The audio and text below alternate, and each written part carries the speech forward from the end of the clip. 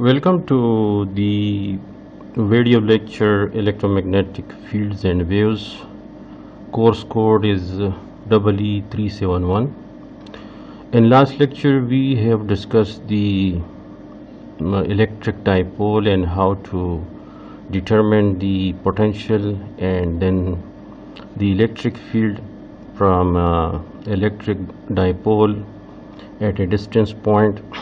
In today's lecture we will be developing the relation for energy density in electrostatic field. This is our topic today. This is actually the last topic of this chapter number 4. We will be using the concept of work done, the potential difference. Work done, in last lecture we have obtained the work done in terms of electric field, and we have also measured the work done in terms of the charge. The potential is can be determined in terms of electric field as well as in terms of volume charge density. In order to develop the energy density in electrostatic field, we will be using these concepts: the work done in electromagnetics and the potential in electromagnetics. Before going into detailed discussion of energy density in electrostatic field, let me to define what is the potential energy in electrostatic in electromagnetics. Suppose we have an empty volume. Suppose this is an empty volume V. Initially there exists nothing, there exists no charge. Let us bring a point charge in this volume through the external source and position somewhere else in this volume. For example, let us call it Q1. So by bringing this charge to this volume, into this volume, we are doing nothing. The work done is negative. Why? Because there exists no charge. Initially there was no charge in this volume. Let us position another charge, let's say Q2, in this volume. So in this case, in the presence of Q1, then we do some work. So this means from the relation of potential function, this one, that is V equal to work done divided by test charge. This is potential function. Now what is potential energy, which each charge gain in the presence of each other? So we can write down this the above equation in this form: V times Q or Q times V. Okay, now look at this example. For example, in the presence of Q1, Q2 gain potential energy. So then how to write the energy at Q2? So that we can write down, that is the potential energy of Q2 in the electric field of Q1 is equal to V21 into Q2. Okay, so the first subscript represent the location of the test charge, and the second subscript represent the source the source in which Q2 gain potential energy. This represents the location of test charge.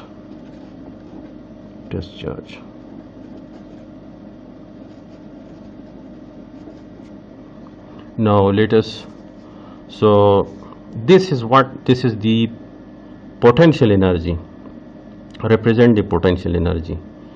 Using this concept, now we are going to develop the expression for the potential, the energy density in electrostatic field. So let us see the detailed development of energy density in electrostatic field. So let us again consider that we have an empty volume denoted by V. Initially we bring a single charge, so in that case we do nothing, that is the work done is negative. But when we bring another charge in with the help of external source, that is Q2, then in that case we do work against the field due to Q1. So the work to position Q2 is given by this relation V21 Q2. I told you that the first subscript represent the location of discharge and the second subscript represent the source of the source. In the presence of this charge, Q2 gain potential energy at that position. For example, in this, let us locate another charge Q3 in this volume. So Q3 gain potential energy in the presence of Q1 and Q2. Then how to write the work done, or hence the potential energy? So work to position Q3 is given by Q3 times V31 plus Q3 times V32, V sub 3 sub 2. The first subscript represent the location of the discharge, the second subscript represent the location of the source. So in the presence of source Q1, Q3 gain this much energy, and in the presence of Q2, the second subscript in V represent a source. So in the presence of this source, Q3 gain this much. So by according to linearity, we can add the potential energy of Q3 at this position due to Q1 and Q2. Similarly, work done to position Q4. So by bringing Q4 into this environment or volume, so already there exists Q1, Q2 and Q3. So in the presence of these three charges, Q4 gain potential energy which is equal to Q4 times V4, V sub 4 sub 1 plus Q4, this is test charge, V sub 4 comma sub 2 Q plus Q4 represent the fourth charge, Q4 V sub 4 comma 3. So in the presence of three charges, Q4 gained this much energy, or this is also known as that how to position Q4 in the presence of Q1, Q2 and Q3 in this volume. So hence the total energy then that is to position a number of charges in this volume is equal to the potential energy of the field. Look at this, the total work done in positioning to position all the large number of charges in this volume that work done is basically equal to the potential energy of the field. Let me to explain a little bit that, for example, when we have a positive charge, and let us bring another point charge in the vicinity of this positive charge, and look at that test charge at this position. Okay, so for some time, let's say the external source hold the charge at this position, but when we switch up the external source, so this charge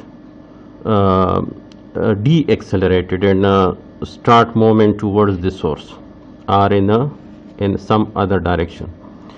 So by holding this charge at this location, the test charge gain potential energy in the presence of this charge. This is and when we release the hold of the external source, so then the QT de-accelerated in direction of field of the source. So in that case, the QT acquire kinetic energy. But when we move any point charge in the field of a fixed charge, so in that case, the test charge gain potential energy.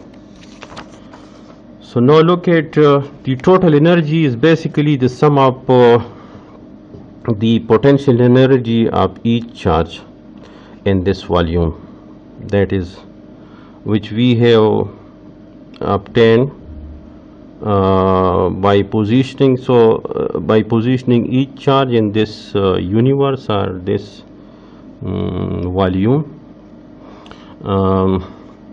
this is our, let us consider, say this is our equation number 1. Now look at the each term of equation number 1. So the total work to position each charge is equal to Q2 V sub 2 comma sub 1. This means that Q2 gain potential energy in the presence of Q1. Similarly, Q3 gain potential energy in the presence of Q1, and similarly again let us position Q3. So Q3 gain potential energy in the presence of 2, 1, 2, 3 actually gain potential energy in presence of Q1 and Q2. Q4 gain potential energy in the presence of Q1, Q2 and Q3. So let us consider this is our equation number 1, which represent the total potential energy of field in this volume. But if you look at each term, so Q2 for example gain potential energy in the presence of Q1, but if we look at the figure, so Q1 also gain potential energy in the presence of Q2. So we can rearrange these equation. That is, for example, in any volume, let's say we have two charges. Let's suppose we have two charges, Q1 and Q2. So when we do work to position Q2 in the presence of Q1, so Q2 gain potential energy, but similar in the presence of Q2, Q1 also gain potential energy in the presence of Q2. So let us rearrange this equation number 1. So then we can write equation number 1, that is each term in equation number 1 may be written in this form. Look at for example, let us consider one of the term, that is Q3 V sub 3 comma sub 1. So this means that charge Q3 gain potential energy in the presence of Q1. So rearrange this that is replace the position of Q3 and Q1. So then we can write this term in this form: Q1 V sub 1 comma 3. That is the Q1 gain potential energy in the presence of charge, source charge 3. So rearrange all the terms in equation number 1, that is this one. Let me to show you. Rearrange all the terms in equation number 1. So then we may write, that is, for example, Q2 V sub 2 comma 1. So we can replace this term by Q1 V1 comma 2. Similarly, the second term can be replaced by Q1 times V sub 1 comma sub 1 plus the third term may be written as Q2 times V sub 2 comma 3 and so on. Similarly, we can replace the all other terms. So this produce another equation which we have denoted by equation, which we have represented by 2. So now the total potential energy in the field is equal to Q1 V2 V1 2 and so on. So we by adding equation number 1 and 2, we comes to this conclusion, that is Q1 the total potential energy then equal to Q1 times the potential at position 1 due to Q2, Q3, Q4 and so on. For example, if there are a large number of charges, then in the presence of those charges, Q1 gain this much potential energy. Similarly, plus Q2 gain this much energy. Q2 times all the potential at the position of Q2. That is, for example, Q2 gain potential energy which is equal to Q2 times V sub 2 comma 1 plus V sub 2 comma 3 in the presence of charge 3 and 4 and 5 and so on. And for example, there are n number of charges, then the nth charge gain potential energy in the presence of Q1, Q2, Q3 and so on up to Qn minus 1. So we denote this by equation number 3. Now let us replace the summation, series, each series, that is V1 2 plus V1 3 plus V1 4 and so on by V1 and V2 and the second series by V2 and the third by let's say by V3 and so on. So finally we come across this relation, that is the total potential energy 2 times is equal to this much energy. That is where V1 represent a series which is equal to V1 to V sub 1 comma 2 plus V as I have shown you in the previous paper. So this is what we have replaced each series by V1, V2 and V up to Vn. So now this represents the total potential energy in that volume. Okay. Now For we can also write this we can also write down this series in a summation form. For example, we have a finite number of charges, then we can write down the total potential energy, which is equal to 1 upon 2 the summation from m equal to 1 to n qm times vm. So this represents the total potential energy in volume V that contain a large number of a finite number of charges. Let us replace the charge by an incremental charge by incremental volume charge density.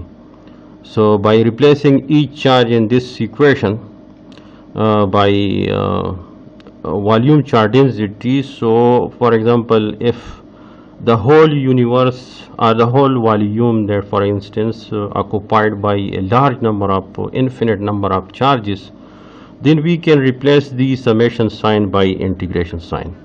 So then the potential energy in that volume is equal to 1 upon 2 rho v, where rho sub v represent the volume charge density, v represent the potential, and dv small v represent the v actually represent the potential, and dv represent the volume. So this represent the volume integration of rho v times v integrand.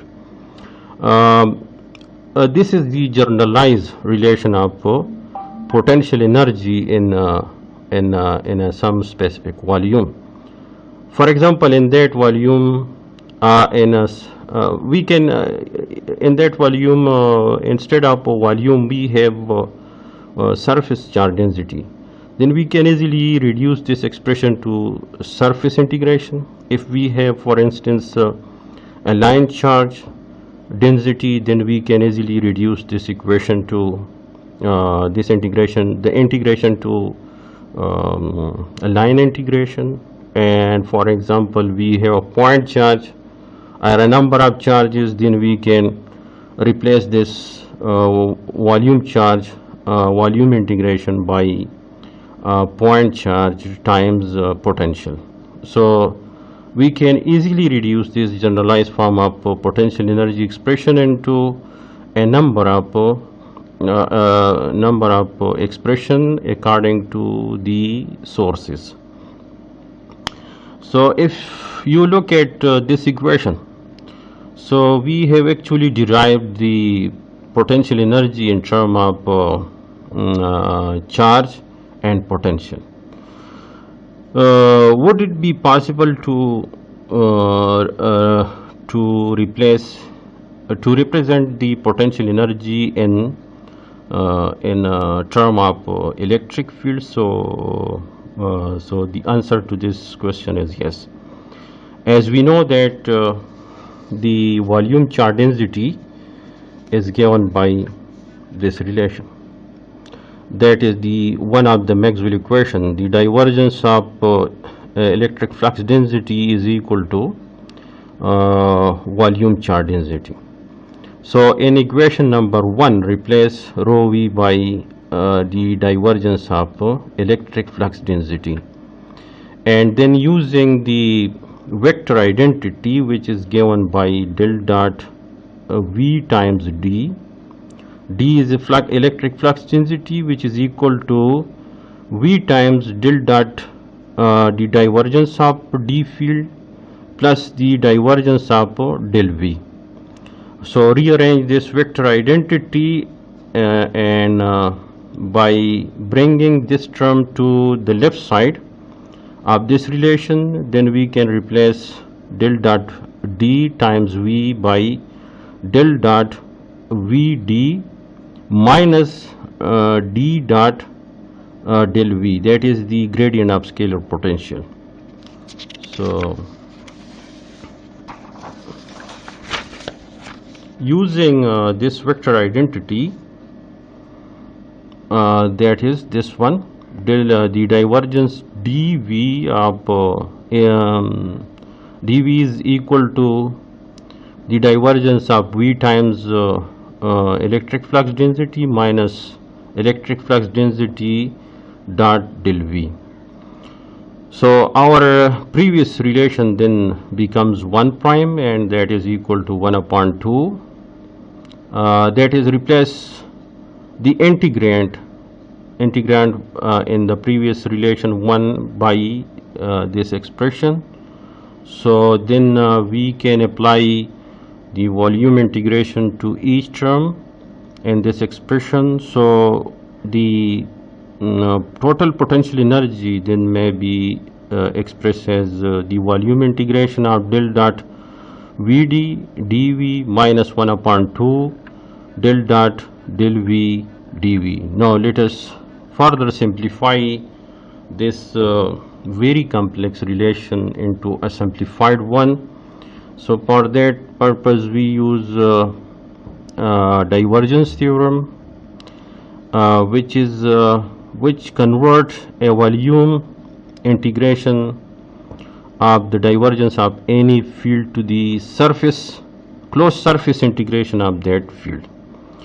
So which is given by this relation, which is I have mentioned this in red color, the divergence theorem. And also we know that the negative gradient of scalar potential is equal to the electric field. So using these two things and apply these two relation to the above equation. So the first integration converted from volume integration to closed surface integration, which is equal to 1 upon 2 closed surface integration Vd dot ds, and in the second integration of one double prime relation,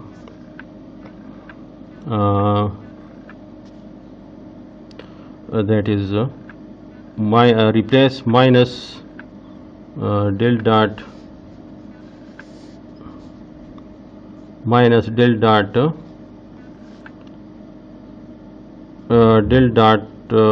V by electric field. So finally we come across this relation, that is 1 triple prime. So look at this relation, that is the total potential energy is equal to 1 upon 2 closed surface integration. V times V is the potential function or potential difference, absolute potential.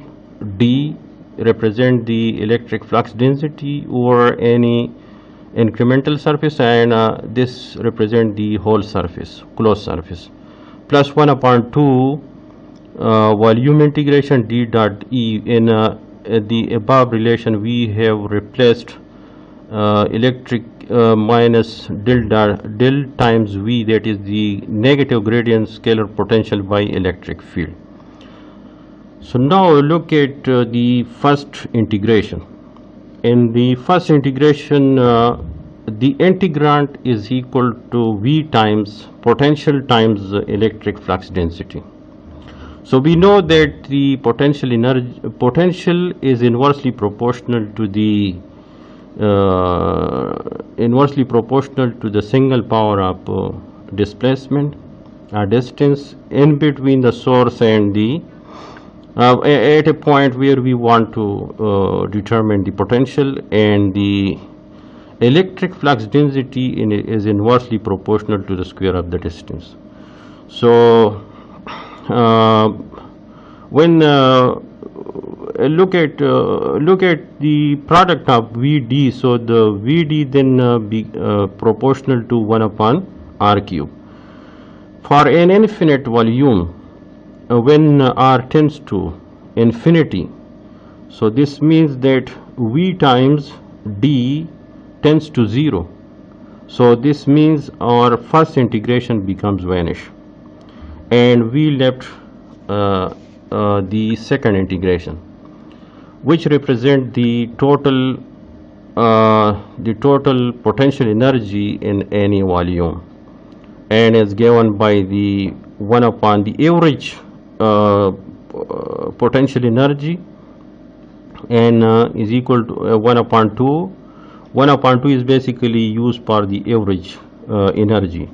Volume integration d dot e dv. We know that what is d.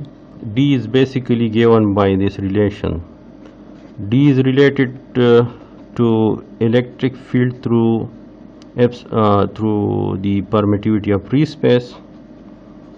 Still we are working in a free space, so that's why we are using epsilon naught instead of using epsilon.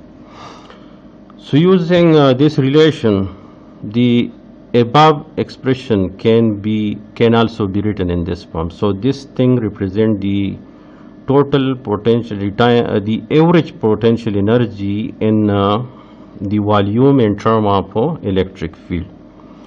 So this is another representation of the potential energy. Stored in electric field in terms of electric field. So now we have two options for the potential energy. One represent the potential energy.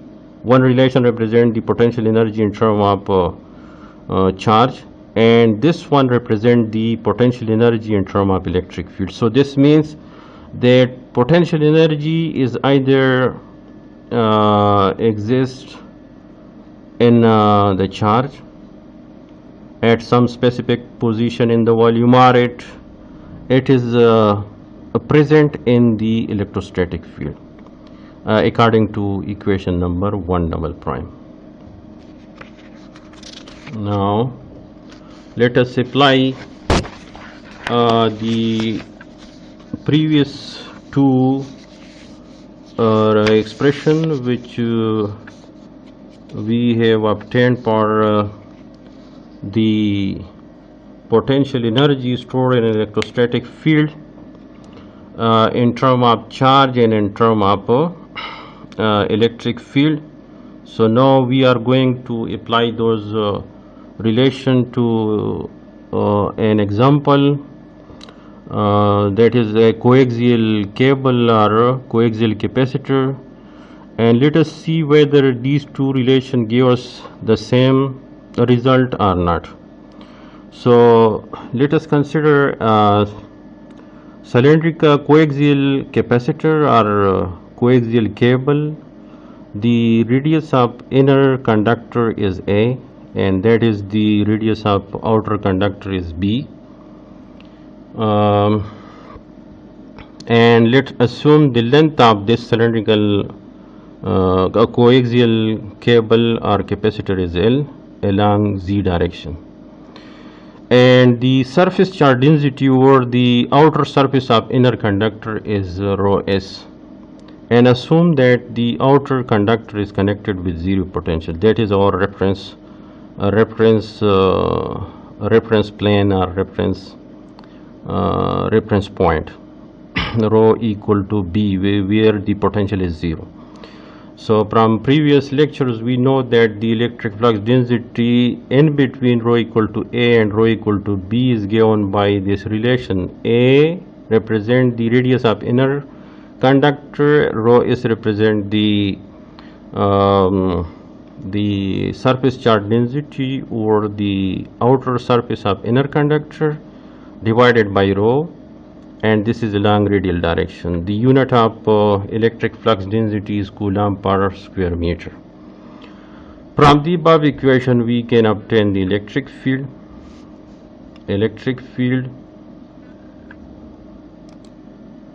Now by applying by inserting the electric field in between the two conductors of a coaxial cable in this relation, and using the incremental volume of cylinder which is given by this relation, and using the limits of potential, using the limit of limit of radial distance, which is from rho equal to a to b, and phi swing from 0 to 2 pi. Z is varying from 0 to L because the length of this cylindrical shape is L along Z axis. So by evaluate this integration, eventually you will come across this relation, which represent the total potential energy exists between rho equal to A and rho equal to B, and the potential energy in this case equal to pi times L A square rho square divided by epsilon naught ln B by A joule. The unit of potential energy is joule. Now let us check the second relation, which represent the potential energy in term of potential and in term of volume charge density and potential. Let us now apply this relation to the coaxial capacitor to determine the potential energy or potential energy stored in between rho equal to A and rho equal to B, that coaxial capacitor. We have used this expression, this relation, which we use the electric field in between rho equal to A and rho equal to B and obtain this solution. Now we are going to use this expression of potential energy, which is in term of potential, the volume charge density and potential, to see whether this gave us the same result or not. So for this purpose, let us first convert the surface charge density over the outer surface of inner conductor into volume charge density. So for this purpose, we actually consider the limiting case, that is in between rho between A minus 1 upon 2 t. T is a variable, that is not time. A minus 1 upon 2 times t, and swing between rho, actually radial distance of cylindrical variable swings between A minus 1 upon 2 t and A plus t by 2, where A represent the radius of the inner conductor. And beyond, so the volume charge density then becomes rho s divided by t. Beyond these limits, the volume charge density is 0. Now look at this relation. In this relation we need two things. One is the volume charge density, and second is the potential function, potential absolute potential, or potential difference. So we need these two things. So in first step we have defined what is the volume charge density, which is rho s divided by t, and now we are going to determine the potential at the outer surface of inner conductor. So that is given by, which we can obtain using this expression, that is the potential at rho equal to A is equal to line integration from B to A along radial distance equal to E sub rho, which represent the radial component of electric field in between rho equal to A and rho equal to B of coaxial capacitor d rho. So inserting the expression of radial component of electric field in case of coaxial cable, we obtain this expression for potential. Now plug in this expression, the potential function, and the rho v in term of surface charge density of the exists over the outer surface of inner conductor, which is rho s divided by t. and then evaluate, simplify this integration. Finally you will come across the same result which we have obtained using the potential energy in terms of electric field. So again we reproduce, or we gain again obtained the same result which we have obtained using the potential energy in terms of electric field. So let us convert this potential energy relation into some standard form that is to familiar to everyone. So the total charge over the outer surface of inner conductor can be determined in this form: Q equal to 2 pi La rho s, and separate the terms in the previous relation, which may be written as, that is 1 upon 2 pi La. L represent the length of the coaxial capacitor, and A represent the radius of inner conductor, rho is the surface charge density, this one represent the potential. So we can write the previous relation of the coaxial cable in this form, which is a well-known expression for in potential energy, that is the energy store in any capacitor. This is a well-known relation. You can easily convert the previous expression into this one using the total charge over the outer surface of inner conductor and potential function which we have obtained in this lecture. But it is very hard to say that where the energy is stored in the capacitor, either in the dielectric material or is in the the electric field itself. But it is a common belief that the total energy stored in any dielectric material or capacitor is in the field itself. So the exact expression for energy density can be written in a term of electric field and D field. For differential volume, we can now obtain the energy density, which is D, the incremental potential energy divided by incremental volume, equal to 1 upon 2 D dot E, that is joule per cubic meter. This represents the energy density in electrostatic field. Because this relation energy relation is written in term of electric and D field, electric flux density in electrostatic field. So this is all about that, how to develop the expressions for energy density, potential energy in any volume in term of volume charge density and potential, and in term of electric field and D field, are simply in a term of electric field.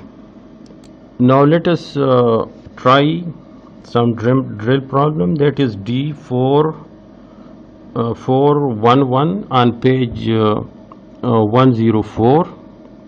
We have asked to find the total potential energy stored in free space for the region which is given, and we have also provided the expression for potential, which is equal to V equal to 200 divided by R volt. So in order to define the potential, the total potential energy, we will be using the expression in terms of electric field of the stored energy, which we have obtained in which we have obtained in this lecture. So now the potential is given in spherical coordinate system, and we also know that the electric field is given by the negative gradient of scalar potential. So expand this thing in a spherical coordinate system, but the given potential is contain only single variable of spherical coordinate. So therefore we need only the first term of the negative gradient of scalar potential in a spherical coordinate system. So differentiate the potential with respect to r. So we obtain the electric field and then plug in the electric field into this relation. One can obtain the expression for d field, and then use this expression, final expression, that is the potential energy store or energy store in electrostatic field is given by this relation. Plug in the value of d or the expression of d which we have obtained from electric field, and electric field which we have obtained from the given potential function, and using the incremental volume in spherical coordinate system, and then apply the given range of r and theta and phi, and evaluate this integration and simplify this one, the integration, and convert the degrees into radian using all these this represents the step by step solution of this numerical problem. So finally you will come across this result, which is exactly match with the answer given in the book. Below the drill problem 4.11 on page 100. I would like that you should try the second one, the second part of their said problem D411. I am leaving that as an assignment. Try the part B of this problem, part B of drill problem D4.11 on page 104, using the expression of potential energy in terms of electric field and d field are in electric field, and then evaluate the integration and using the range of r and theta and phi in the drill problem. If you are facing some problem, you can contact me via my email maab@gk.edu.pk. Try this one and thank you.